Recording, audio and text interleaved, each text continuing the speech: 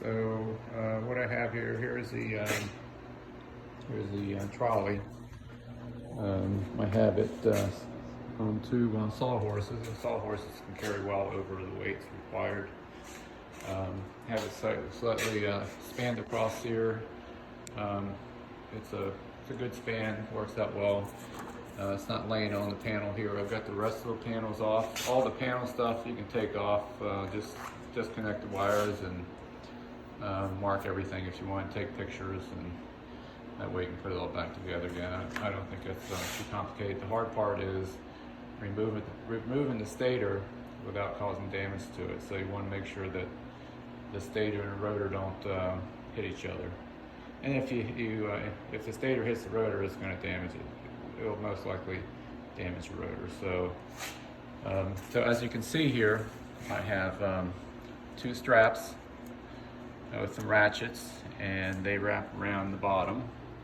And then underneath there, before you start anything, you want to take these isolator mounts off and actually lift the engine up just slightly, and just so you see a little spacing on top of the isolator here, and then shim up the flywheel casing, which is right here. I just got a piece of hardwood underneath there that's laying up against this casing, and also put a shim here, which will it's not a lot of stress under the stator housing, but it'll keep the stator housing from moving up or down.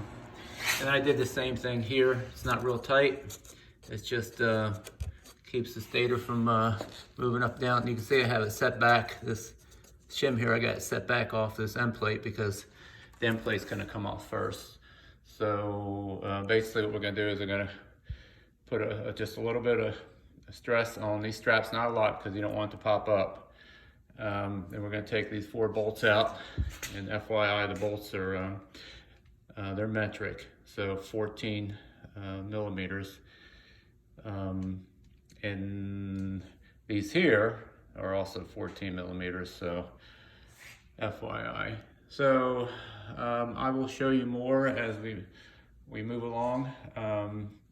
And just before I forget, there is a company I got in contact with that rebuilds these stators. It's $1,200. If you're able to find a replacement, that's probably cool. You probably save a few bucks. But that's probably the road I'm going to take.